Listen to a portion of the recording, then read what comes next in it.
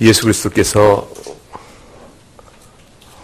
본래 성자 하나님이신데 그분께서 사람이 되셨다는 사실은 우리에게 바로 쉽게 이해되는 일이 아닙니다. 그리스도께서 하나님께서 어떻게 사람이 되셨을까? 도대체 왜 그렇게 되어야 하셨을까? 라는 것을 이해한다고 또 동의하고 마음에 받는 것은 오직 한 가지 사실과 관련해서만 그것이 마음에 다가와집니다. 그것은 뭐냐면 자신이 죄인한 사실에 대한 인정입니다. 하나님께서 사람이 되실 이유에 대해서는 사람이 죄인이라는 사실의 인정 외에는 어떤 식으로도 어떤 설명으로도 풀어갈 수가 없는 놀라운 신비입니다. 인간이 죄인이기 때문에 그 죄인된 우리를 새롭게 하시기 위한 유일한 방법은 하나님이 사람이 되신 일 외에 다른 일이 없다라는, 즉 죄의 성질과 하나님 앞에 섰을 때 인간의 상태에 대한 온전한 이해는 하나님이 사람 되신 일 외에는 구원의 길이 없다는 사실에 동의가 이루어집니다.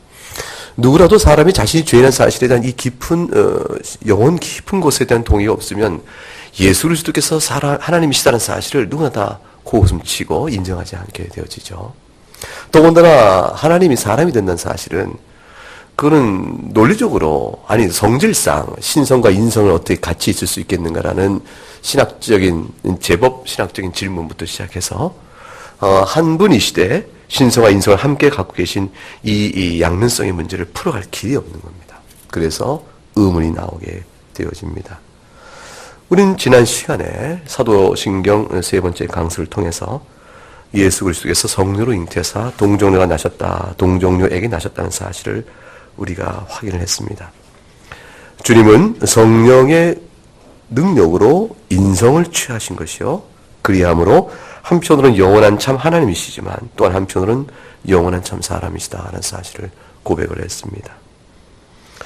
성령으로 잉태됐다는 고백이 결국은 하나님께서 인간의 영혼과 육체를 취하여 사람이 되셨을 때 동시에 아주 중요한 문제는 인간과 인간 사이에 남자와 여자 사이의 자연적인 어떤 육체적인 결합 방식에 의해서 태어나신 것이 아니고 성령의 역사로 된 이적적 탄생인데, 그 이적 탄생의 특성이 우리와 전혀 무관한 제3의 또 다른 인류를 탄생케 한 것이 아니고 마리아의 태중에서 마리아의 몸의 일부를 취하여 그러하여 거기서부터 주님을 기적적으로 잉태케 하셨다. 따라서 주님의 잉태, 초자연적 성령 잉태는 단성생식의 형태인 것이지 없는 것에서 잉태된 씨를 마리아의 모태 안에 자궁 안에 넣어둔 형태가 아니다. 바로 이해한다고 말씀드렸어요. 왜 그러냐면 마리아와 혈통적 연결이 중요한 것은 그가 우리와 똑같이 아담의 후손이요, 약속에 따라서는 아브라함과 다윗까지 이어지는 혈통의 후손이어야 되는 것이고, 또한 법적인 측면에서 요셉의 혈통을 따라가야 되기 때문에 결국 마리아와 요셉의 아들로 존재하시나 육적 혈통으로는 마리아 혈통을 따라가는, 그래서 우리와 상관없는 인류가 아니요 바로 우리와 한 연결되어 있는 분이셔야 한다는 사실 때문에 그렇습니다. 사도신경은 이어서 동정녀 마리아에게 나시고 그 다음에 그리스도의 고난에 대해서 우리에게 고백하도록 합니다. 성령으로 잉태됐으면 당연히 거룩하신 분이죠. 죄가 없으신 분입니다. 그래도 불구하고 어쩌요? 그가 죄가 없음에 불구하고 고난을 받으시며 죄가 없음에 불구하고 시험을 당하시며, 또 그렇다면 그 모든 것들은 또 어떤 의미가 있는 것인가, 이런 생각을 우리가 풀어가야 되지요. 성령으로 거룩하게 잉태되신 분이 마리아의 몸의 혈통을 받았다면 그럼 마리아가 죄인이니까 그의 혈통에 연결되었던 그런 예수님도 또한 죄인이 아니냐라는 식의 잘못된 판단을 할 수 있는데, 마리아의 육적 혈통의 연결성이 곧 그리스도의 죄성을 의미하는 것은 아닙니다. 마리아의 육적 혈통은 예수 그리스도께서 우리와 똑같은 참 사람이라는 사실을 말해줄 뿐 사람의 인성 자체가 죄성을 본질적으로 갖는 것은 아니기 때문에 그렇습니다. 타락 이후에 우리에게 있어서는 본성상 부패한 자로 드러나지만, 그러나 죄성을 없다 할지라도 그 사람이 온전한 인성을 갖는다는 것은 사실이기 때문에 그리스도께서 마리아의 혈통을 타고난데도 무지한 분이 되십니다. 그 무지한 분이 이 땅에 오셔서 고난을 받았다. 예수 그리스도의 비하, 비참하게 낮아지심을 우리가 고백을 하는데 그 모든 것들의 이유가 도대체 무엇일까? 왜 그러셨을까? 그것을 이해하고 알아가는 것, 그것이 사도신경에서 그리스도의 고난을 고백하는 중요한 내용이라고 볼 수가 있습니다. 여러분 한번 그 일을 이해하기 위해서 주보의 내면에 있는 주일 오후의 교리 강설 하이델베르그 요리문답 37, 39문항의 내용을 보도록 하겠습니다. 질문을 제가 읽으면 여러분 답을 읽으시고 그렇게 해서 39문까지 이어가도록 하겠습니다. 질문하겠습니다. 37. 그리스도께서 고난을 받으셨다는 말은 무엇을 의미합니까? 그리스도께서 이 땅에 오셔서 사시는 기간 동안 내내 그리고 이 땅에서 사셨던 마지막 때 즈음에 모든 인류의 죄들을 향해 내리시는 하나님의 진노를 그의 몸과 영혼에 담으셨음을 의미합니다. 그리스도께서 유일한 화목제로서 그가 고난을 당하심으로써 우리의 몸과 영혼을 영원한 저주에서 구속하시고 우리를 위하여 하나님의 은혜와 의와 영원한 생명을 획득하기 위해 이 모든 고난을 받으셨습니다. 질문 38. 그리스도께서 재판장 본디오 빌라도에게 고난을 받으신 까닭은 무엇입니까? 그리스도께서 그리하신 것은 그분 자신은 죄가 없으심에도 불구하고 이 세상의 재판관에게 정죄를 받으심으로써 우리에게 내려질 하나님의 준엄한 심판에서 우리를 구하여 내시기 위한 까닭입니다. 질문 39. 그리스도께서 십자가에 못 박혀 죽으셨습니다. 그리스도께서 다른 방식으로가 아니라 십자가에 못 박혀 죽으셨다는 사실이 암시하는 어떤 특별한 의미가 있습니까? 그렇습니다. 그리스도께서 십자가에 달려 죽으셨다는 사실로 인하여 우리는 그가 과연 나에게 내려지는 죄의 저주를 자신에게로 옮겨 친히 담당하셨음을 확신하게 됩니다. 왜냐하면 십자가의 죽음이란 바로 하나님에게서 저주를 받았음을 뜻하는 것이기 때문입니다. 예수님께서 고난을 받으셨다는 말은 어느 시점부터 그가 받는 것을 뜻하는 것일까? 질문 37의 답 첫 문장에 답이 나옵니다. 그리스도께서 이 땅에 오셔서 사시는 기간 동안 내내 그의 지상생의 전 기간이 주님은 고난의 기간입니다. 본래 하나님의 영광을 취하실 그분께서 인성을 가지시고 연약한 피조물인 그 낮아진 모습으로 온 것 자체가 고난입니다. 성육신의 그 순간부터 주님은 낮아짐의 비하의 상태를 시작하신 것입니다. 그리고 그가 마지막 때쯤에 모든 인류의 죄를 향해 내리신 하나님의 진노를 그의 몸과 영혼에 받으셨다 하니까 십자가에 죽으시는 그 순간이 가장 고난의 절정에 이르렀다고 볼 수가 있습니다. 예수님께서 사실 마태복음 8장 20절에 말씀하신 거로 같이 인자는 머리 둘 곳이 없다 하셨어요.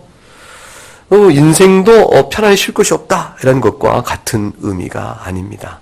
주님께서 거룩한 주님을 생각해 보세요. 인성을 갖고 오셨는데 인성을 드신 주님께서 죄를 모르시고 그러나 자신은 순결하고 정결한 거룩한 분이신데 자신이 함께 더불어 지상생애를 살아가는 모든 삶의 환경은 전부 죄로 얼룩져 있어요. 그것으로 오는 그 자체의 삶의 환경이 주는 압박과 그 내용은 그 자체가 고통이에요. 여러분도 그런 거 경험하신 적 있죠? 좀 비슷하게. 주님의 경험에 따라갈 수 없지만 우리가 의의 백성이요 신자로 살고자 했을 때 이 세상의 타락과 부패상이 내 주변에 가득 찰 때 또는 주변의 환경과 인간관계 안에서 그런 죄의 모습이 내 안에 만연할 때 우리 안에 고통이 따라옵니다. 슬퍼요. 아프고. 그 모든 걸 생각해보면 주님의 그 거룩하심의 무한성과 완전성 안에서 죄된 우리들의 모습이 주님께 어떠한 상태로 심령에 영향을 주었을까 하는 생각을 해볼 수가 있습니다. 밝은 빛에 계신 분이 어둠과 어둠 속에 있는 곳에서 인류가 죄 가운데 씨름하며 그 죄 삭스로 가진 고통과 고난 속에 살아가는 모습을 볼 때 주의 심령이 몹시 아프고 힘드셨을 것이라. 그 자체가 이미 인자는 머리 둘 것이 없다라는 말씀에 담겨있는 참된 뜻이라 볼 것입니다. 주님이 이것이 내 처소다, 내가 마음을 둘만한 것이 하는 것이 이 세상에 한 점도 없는 것이죠. 한 점도.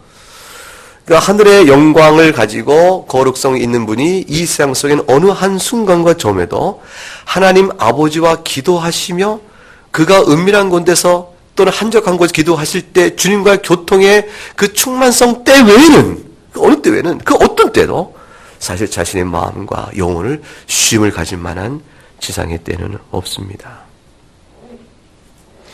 예수님께서 그런 상황인데 자기 백성인 사람들에게서 조롱과 멸시를 당합니다. 시편 22편 6절 말씀에 나는 벌레요 사람이 아니라 사람의 비방거리요 백성의 조롱거리이다 라는 말이 나옵니다. 예수 그리스도께서 당하신 고난 안에서의 영적 내면적 상태를 시편 22편에서 예언적으로 말씀하고 있는 것이라 볼 수가 있습니다. 오늘 아침에도 살폈듯이 이사야 53장 2절에 가게 되면 고운 모양도 없고 풍채도 없은즉 우리가 보기에 흠모할 만한 아름다운 것이 없는 그런 고난의 종이었습니다. 멸시를 받아 사람들에게 버림받았으며 강고를 많이 겪었고 즐거움을 아는 자로 서 있습니다. 영광의 주께서 영광이 아닌 고난이요 주님이 아닌 종으로 이 땅에 오신 것이죠. 오직 하면 사람은 오셨기 때문에 사단이 예수님을 시험하는 거예요. 사단이 창조주 하나님이시요 성부와 성자와 성령 그 무한한 영광 중에 계신 하나님께 감히 어떻게 시험을 하겠어요? 근데 이게 마귀가 예수 그리스도의 인성 가운데 계신 그분을 농락하고 능멸하고 시험할 만한 그러한 상태로 이 땅에 계셨습니다. 주님께서 성령의 충만한 가운데 성령의 능력으로 마귀의 시험을 말씀 가운데 물리치셨지만 그러나 그 시험을 당하는 그 자체가 주님의 고난의 한 장면이기도 한 겁니다. 히브리서 4장 15절에 모든 일에 우리와 똑같이 시험을 받으신 이로되 죄는 없으시니라고 말씀합니다. 이것이 신비로운 일입니다. 시험을 받았는데 어떻게 죄가 없을까? 사람의 경우는 어때요? 여러분의 경우는 어떻습니까? 시험을 받으면 이미 죄를 범하죠? 시험이라는 것 자체가 죄의 정욕과 맞물려서 하나님의 거룩한 뜻을 머리를 알지만 심령은 이미 불순종하고 있는 상황 속에서 나타나는 긴장이요, 떨림이요, 그 자체가 우리에게 주는 두려움이기 때문에 시험 자체가 이미 느껴질 순간에는 이미 내 마음에서 하나님의 거룩한 법도에서 벗어났다라는 사실을 우리가 인정하지 않을 수가 없습니다. 그런데 예수님께서 시험을 받으시되 우리가 똑같은 분이시라 시험을 받으시되 죄가 없으시다라는 부분을 이해할 수 있겠는가? 이 부분은 우리가 성결의 영을 더욱더 가질 때라야 비로소 어렴풋이 알 수 있지만 사실은 짐작조차 하기 어려운 주님의 상태를 볼 수가 있습니다. 주님께서 조금이라도 죄에 대한 유혹과 우리가 시험받았다 하는 것처럼 우리가 이게 많은 돈을 보고 그 돈에 대한 유혹 때문에 불법한 행동에 대해서 이렇게 흔들림을 가졌다라고 했을 때 이미 우리 마음속에 죄에 대한 아픔이 있고요. 우리가 살인과 간음하지 말라, 도둑질하지 말라, 부모의 말에 순종해라, 탐심을 갖지 말라, 이 모든 십계명 모든 말씀 하나하나에 적용해 볼 때 하나님을 온전히 사랑하는데 하나님을 사랑하는 마음속에서 우리 안에 이미 시험거리가 작용합니다. 분명히 이미 죄를 범하고 있는 것이죠. 그런데 주님은 시험을 당하시되 죄가 없다. 이거 우리하고 근본적으로 시험의 이유가 달라집니다. 자, 예수님은 우리처럼 환경적인 자극과 또는 내적 필요 때문에 시험이 될 만한 상황이 있어도 우리처럼 죄의 유혹과 육신의 정욕이 그 상황과 또는 내적인 욕구와 맞물려서 작동해가는 그 일 자체가 없습니다. 주님에게 없는 것은 뭐냐면 죄의 정욕이에요. 성령에 따라 충만하시기 때문에 성령의 충만성 갖고 계시고 따라서 우리처럼 환경의 유혹이나 또는 내적 필요 때문에 죄의 정욕이 거기에 동화되거나 자극되어져서 벌어질 만한 어떤 불법의 상태, 불법을 좋아하는 마음, 요 자체로 우린 넘어가면 하는데 주님은 그 자체가 없습니다. 죄의 정욕 자체가 없기 때문에 그 부분으로 넘어가지 않으세요. 그러면 주님이 당하신 시험이란 무엇이냐? 낮고 낮은 인간의 비참한 모습으로 오신 것을 인하여 당할 필요가 없으신 결핍과 부족과 아픔과 슬픔과 그런 고통을 친히 겪으셨다는 뜻이 되어집니다. 그러니까 40일을 굶주리실 때 굶주림의 고통을 육신으로 온전히 깨달으세요. 그 굶주림의 고통이 너무 커서 마귀가 돌로 떡덩이 만들라 했을 때 우리 같으면 한번 만들어서 하나님 아들됨을 드러내 볼까? 능력의 과시요 필요를 따질까? 이런 식의 생각이 바로 붙게 됩니다. 바로 붙을 수 있으나 주님께서는 그 부분의 생각이 차단된 것이죠. 다만 시험을 당하시는 겁니다. 그 시험의 위기 안에서 죄와 결합할 내적인 부패성이 없으시기 때문에 우리와는 다르신 거예요. 그래서 주님이 시험을 받으셨다는 말은 예수님도 육체 가운데 계시는 동안에 우리를 시험 들게 하는 계기를 우리와 마찬가지로 경험하셨다라는 뜻이지, 주님께서 우리와 똑같이 죄의 정욕 안에 넘어지셨다는 뜻은 아닙니다. 그것을 말해주는 것이 광야에서 받은 3가지 시험 사건들을 이기신 것을 통해서 확인이 되어집니다. 성령의 충만성으로 시험을 이기셨다라고 말씀할 수 있습니다. 예수님께서 그렇게 공생의 3년을 지내오시고, 아니 공생 이전도 마찬가지죠. 그 30년의 세월을 보내시면서 늘 그렇게 말씀 가운데 주의 뜻을 순종하심으로 순결하게 지내십니다. 그것의 모든 가능성은 성령의 충만성 그 자체입니다. 성령께서 주님과 함께 임하심으로 충만하신 그의 능력이 그것을 이루게 한 것입니다. 그런데 예수님께서 십자가에 당하신 고난은 그가 이 땅에서 겪으신 어떤 고통과도 다른 특별성을 갖고 있습니다. 특별성을 갖고 있습니다. 그것은 뭐냐면 십자가에 달리실 때 주님께서는 실오라기 한 오라기도 몸에 걸치지 못하십니다. 그대로 나신으로 십자가에 달리세요. 우리 그림에 볼 때는 이렇게 수치스러운 부분을 가리고 있는데 그것은 그림으로 그렇게 한 것이고 본래는 다 벗긴 채 매달리십니다. 그 육체의 수모와 달리신 육체의 말할 수 없는 고통, 십자가에 찍혀서 몸이 찢기고 그 안에서 죽어져야 하는 이 모든 대사관계 문제와 육체적인 고통은 말로 말할 수 없죠. 그것에 가장 정당한 묘사가 실제 우리 영화로 봤던 패션 오브 크라이스트예요. 그리스도의 순환. 그 영화를 혹시 보셨죠? 안 보셨습니까? 그건 이제 멜 깁슨이 감독해서 만든 그 영화는 그 사람 자체가 캐톨릭 신자이기 때문에 캐톨릭적 신학의 관점에서 그리스도의 고통을 적나라하고 사실적으로 묘사했습니다. 왜 그러냐면 캐톨릭에서는요, 예수님 십자가에 달리실 때 그가 고난이 육체적 고난으로 이해하고 영혼은 고난을 받지 않은 것을 이해해요.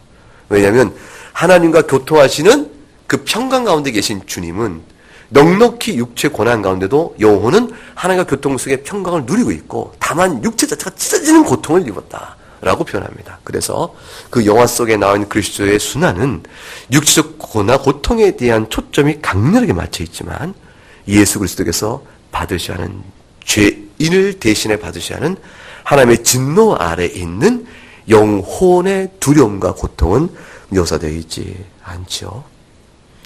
그런데 예수님께 십자가에 당하신 고난, 이게 비하의 절정이요 순환의 절정인데 이것의 절정인 이유는 바로 죄값을 치료하는 것으로 당하신 고난인 사실이 있어요. 단순히 거룩하신 분이 죄 중에 있는 이 세상에 오심으로 받는 환경적인 도전과 인간의 연약한 육체 때문에 당하시는 고난이 아니고 죄인으로서 받아야 되는 고난이었어요. 죄를 받는 고난은 하나님의 진노의 심판을 받아야 하는 고난이었으니 아마도 그 고난의 정도는 상상을 해보게 되면 우리가 생각하는 모든 지옥의 고통에 그 어떤 지옥의 고통도 주께 십자가에 당하신 고통에 피할 수가 없습니다. 왜 그럴까요? 조금만 상상을 해보면 바로 이해할 수가 있습니다. 주님이 받으시는 극심한 진노의 형벌은 여러분과 나의 모든 죄값을 치르시는 진노의 형벌이에요. 그 작은 한 몸이 십자가에 달려서 여러분과 나와, 아니 온 세대, 주님 오실 때까지 세상 속에, 역사 속에 흩어져 있는 하나님의 택한 백성의 모든 죄에 대한 그 죄값을 그 한 몸에 쏟아붓는 고통을 담당하시는 거예요. 이것을 아동부 설교 때 이렇게 설명하니까 아이들이 잘 알아들었어요. 여러분도 지금 제가 하는 설명을 통해서 잘 이해할 수 있어야 됩니다. 그렇지 못하면 아동부나 못한 게 되는 거예요. 자, 우리가 잠깐 산책 나갔다 왔는데 햇빛이 따뜻하죠? 그 강렬한 오후 2시의 햇빛을 여름 한나절에 쫙 쬐는다고 생각해 보세요. 그러면 견디기 쉽지 않죠? 30분, 1시간을 견디기 어려울 겁니다. 그런데 어떤 심술궂은 사람이 내가 탁 누워서 햇빛 아래 잠을 자는데 와서 돋보기로 햇빛을 모아가지고 내 이마에 쫙 쫀다고 생각해보세요. 그러면 그 뜨거움이 돋보기 없이 그냥 쬐 때와 돋보기에 초점이 모아 쬐 때하고 어떤 게 더 뜨거워요? 오종세 목사님, 어떻게 뜨거워요? 네, 초점이 많이 뜨겁죠. 종이를 태웁니다. 우리를 견딜 수 없이 태우겠죠. 한 초점이 모아진 돋보기 하나로 모아진 햇빛의 열량에 대한 집중은 우리를 견디지 못하게 뜨겁게 합니다. 예수 그리스도 십자가에서 달려서 심판을 받으셨다는 것은 내 하나가 받아야 될 하나님의 진노의 심판을, 여러분이 받을 진노의 심판을 모아서 역사에 택정한 하나님 모든 백성의 죄를 다 모아서 그 죄값의 심판을 다 모아서 초점을 하늘로 모아 그리스도에게 쏟아버린 거예요. 그래, 한 사람이 죄값을 치르게 지옥에 가도 그 고통이 영원한 고통이요, 극심한 고통이요, 하나님의 진노의 형벌이 얼마나 두려운 거를 생각해 보시라 그 말이죠. 죄값은 하나님께 짓는 죄값의 형벌은 대수로운 것이 아니에요. 이거는 우리가 사람에게 범한 죄도 우리가 그 마땅한 응분을 취하는데, 그것이 하나 임금에게 지은 죄도 더 큰 똑같은 행동의 응분, 죄값이 큰데, 하나님께 범한 죄값이라는 것은 하나님 무한하신 분이요 영원한 분이요 창조주이시기 때문에 죄를 범한 대상의 크기에 비례하여 그 죄는 그만큼 무거운 것입니다. 그리고 우리 죄값의 크기를 어떻게 따지겠냐 그 말이에요. 사람이 한평생 살면서 이 티끌 같은 인생이 죄를 범한다 하여 어떻게 영원한 지옥의 심판을 하겠는가? 하나님의 진노의 그 잔혹함을 불평으로 삼는 이가 많지만 그 너무나도 죄를 가벼이 여기는 미련한 사람의 토론이에요. 죄를 범한 대상이 하나님의 사실을 생각하면 생각할수록 그 죄를 범한 대상의 무한하심을 생각할수록 영원하심을 생각할수록 그 크기를 생각해 보게 되면 그에 범한 작은 죄 하나라도 내가 어떤 형벌로 갚을 수 있을까? 그 죄의 형벌의 무한성을 생각할 수밖에 없지요. 작은 죄도 하나님께 범한 죄는 영원한 형벌이 마땅한 것입니다. 그 모든 죄값을, 그런데 우리가 지금 모든 죄값을 다 모아서 한 초점에 그 우주상에 있는 가장 큰 돋보기죠. 있을 수 있는 모든 시대의 사람의 죄값을 다 모은 돋보기를 다 모아서 한 초점으로 주님께 쏟아부은 겁니다. 그래서 신학자들이 이런 얘기하죠. 지옥 중에 지옥이 바로 십자가이다. 십자가보다 더 큰 지옥이 있겠는가라고 말합니다. 주님이 그 고통을 당하신 겁니다. 그래서 성경을 읽으면서 오늘 살펴봤던 것처럼 마태복음 27장 46절에 마가복음에 나오지만 나의 하나님 어째 나를 버리셨나이까 라고 주님께서 외치신 겁니다. 이것은 하나님께서 정말 나를 버리실 줄 몰랐습니다. 내가 얼마나 하나님께 기도하고 말씀을 지켜가며 얼마나 하나님과 교통을 했습니까? 그런데 하나님께서 지금 십자가에 달린 나를 외면하십니까? 이럴 줄 몰랐습니다. 당황하여 외친 절규가 아닙니다. 잘못 이해하면 하나님께서 나를 구하실 줄 알았는데 하나님 어쩜 나를 외면하시는가 싶어서 엘리엘이 라마 사박다니가 하나님의 배신과 또 하나님의 외면에 당황한 자의 절규다라고 생각할 수 있지만 이건 결코 그런 것이 아닙니다. 예수님의 이 절규는 하나님과 누렸던 지극한 평강의 아름다움이 완전히 상실되어져서 죄인 중에 죄인이요, 모든 죄인 중에 가장 큰 심판을 홀로 받아야 되는 그런 하나님의 원수로 서 있는 자의 비참함 속에서 느껴지는 영혼의 고뇌의 외침이에요. 하나님과 사귐이 막역했다가 그것이 끊어짐의 고통이 어떤 것이 상상할 수 있겠어요? 여러분도 하나님과 관계가 좋다, 참 평안하다 이럴 때가 있죠? 주님과 늘 우리가 경건의 힘쓰음을 통해서 하나님과 위로와 평강을 누려가고 하나님의 말씀에 불순종하고 죄 중에 빠짐으로 해서 하나님과의 관계의 평강을 잃어버리지 않습니까? 우리가 하나님과의 관계성의 평온과 안식과 위로를 맛볼 만큼 경건했던 사람이 한 번의 실수와 큰 죄의 시험 때문에 죄에 빠지게 되어지면 그때 주 앞에서 범한 죄로 인한 내면의 영적 고통이 얼마나 큰지 이전에 하나님과 아름답게 누렸던 경건의 그 즐거움과 달콤함을 추억하는 것만큼 크게 아프게 다가와요. 평소에 죄 중에 있던 사람들은 죄를 범해도 하나님과의 관계 안에서의 그 문제를 못 느끼지만 평소에 주 앞에 선히 살던 사람이 한 번의 작은 실수를 해서 주 앞에 멀어지게 되면 하나님 앞에 슬피 울며 하나님과 사랑의 관계에 대한 회복을 갈망하게 되는 겁니다. 이 설명도 어린아이에게 하면 더 쉬운데 유치부 아이들은 이렇게 설명하죠. 엄마한테 혼난 적 있지? 그때 어땠어? 라고 물어보는 거죠.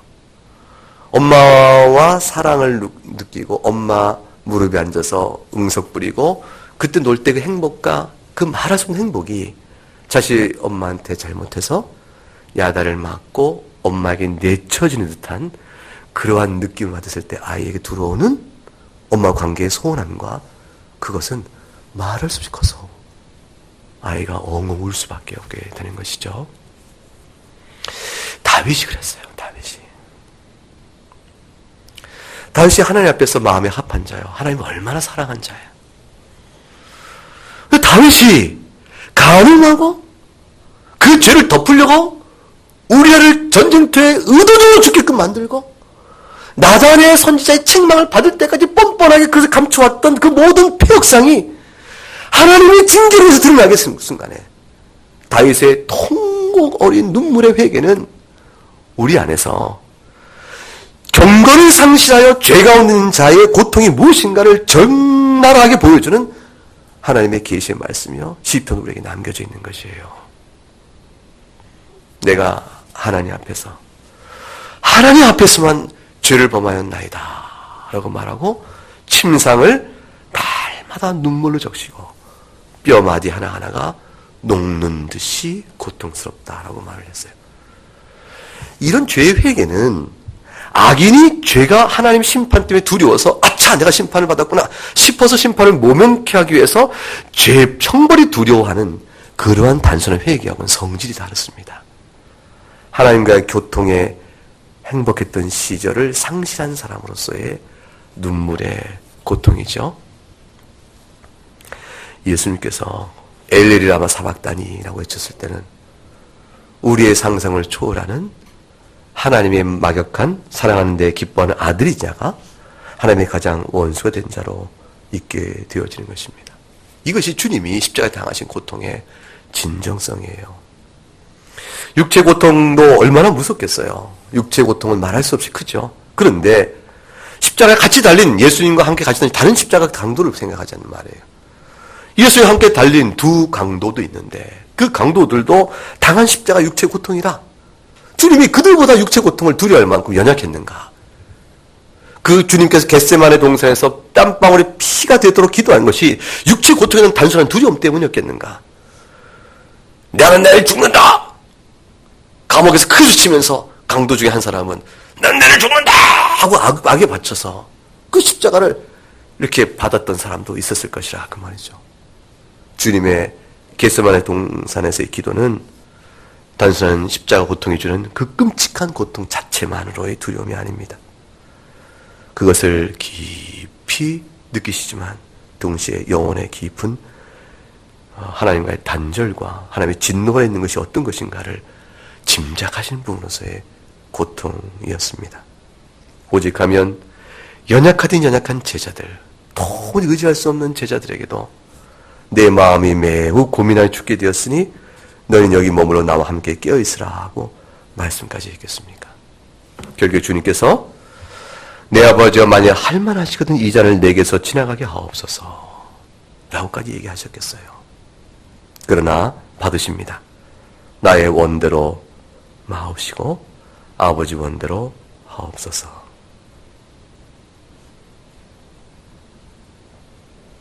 순교자들이 당한 고난과 예수님이 당한 고난의 차이는 육체적 고통의 크기가 누가 더 크냐의 차이가 아닙니다. 순교자는 화형에 처해 죽을 때라도, 젖은 장작에 태워 죽일더라도, 마른 장작은 빨리 죽어요. 젖은 장작은 타는 속도가 늦기 때문에 고통의 시간이 몇 배가 깁니다. 젖은 장작의 화형에 처해지는 순교자들도 담대히 그 죽음을 받아들였고 그 가운데서 기도했고 찬송을 했어요. 예수님은 십자가에 달리시면서 엘리 라마 사박다이라고 외치셨는데 그 예수님은 순교자보다 못하신 것인가 라는 생각을 할 수가 있죠. 그런데 육체의 고통의 차이가 아닙니다. 순교자의 육체의 고통은 자신의 육체의 고통을 다하면서도 하나님께서 내 영혼을 받으시고 순교자 반으로 나를 두심을 감사하나이다. 내 평생 동안 함께 하신 주께서 이제 잠시 후 못 깨달 내 육체 생명을 거둬가시면서 나를 하늘 낙원에 불러내시니 주께서 나를 붙드시는 은혜로 내가 감당할 수 있나이다 라고 말하며 결국은 하나님의 사랑을 노래하며 죽어갈 수가 있었어요. 그게 순교자의 죽음이에요. 육체 고통은 말없이 크지만 하나님과의 영혼의 교통에 대한 만족은 있으면 죽을 수 있는 고통의 죽음이 순교자의 죽음인데 예수님의 죽음은 그렇지 않다는 것이에요. 육체의 고통일 뿐만 아니라 그 영혼에서 단 한 땀도, 단 한 방울도, 단 한 순간도 하나님 앞에서의 위로를 맛볼 수가 없는 죄인으로서의 죽음인 것입니다. 그것이 바로 그리스도께서 이 땅에 오셔서 당하시는 고난의 절정입니다. 이 고난이 본디오 빌라도에게 재판을 통한 절차를 통해 이루어진 것은 의인이지만 불법한 자의 악한 재판에 의해서 그가 죄가 없이 죽었다는 사실을 드러내주는 절차입니다. 그리고 십자가에 못 박혀 죽으심으로 인해서 과연 그가 저주를 받아 죽은 자라는 사실을 드러내주는 죽음의 형식입니다. 본디오 빌라도에게 재판을 받으셔야 했고 십자가에 달려 죽으셔야만 했습니다.